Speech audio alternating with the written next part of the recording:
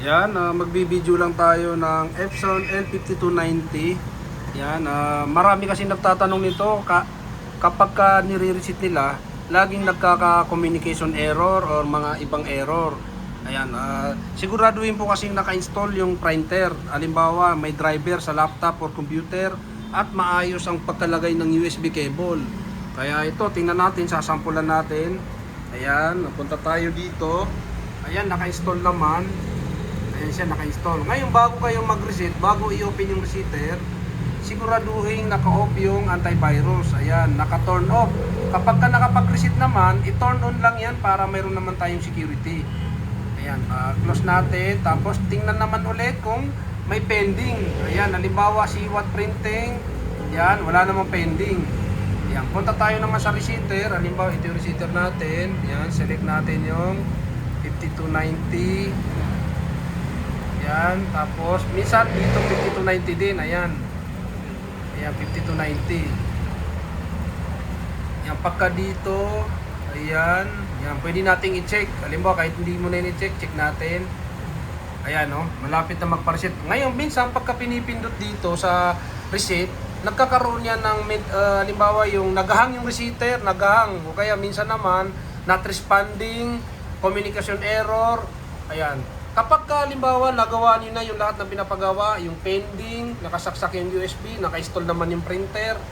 Pagka ayaw pa rin, punta kayo sa computer niyo, printer.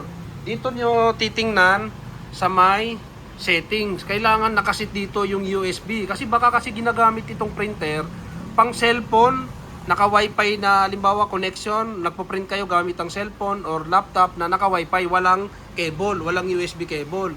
Kaya ang gagawin nyo, bago nyo i-reset, ilagay nyo siya sa USB connection. Ayan, punta kayo dito sa halimbawa settings. Ayan, settings, okay nyo. Tapos maintenance, ayan. Hanapin nyo dito yung USB. Ayan,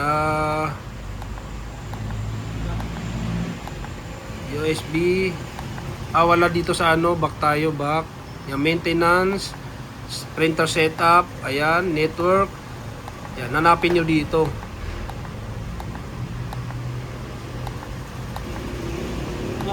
Dito, ito. Ayan. Tapos, hanapin nyo dito yung USB. Ayan, USB. Pag nandito na kayo, click nyo yan, okay. Kaya minsan, naka-disable yan. Halimbawa, nandito yan, naka-disable. Kahit nakakabit to, kung naka-disable yan, hindi madidetect ng resetter or yung printer nyo ng, hindi madidetect ng laptop kasi naka-disable. Bali, nakakapag-print kayo through wifi or cellphone kasi naka-wifi yun. Kaya kailangan enable nyo yan para hindi kayo magkaroon ng not responding error or communication error sa 5219 pagka nagre-reset kayo. Ayan, enable natin. Ayan, kaya yun, ganun lang bago kayo mag-reset.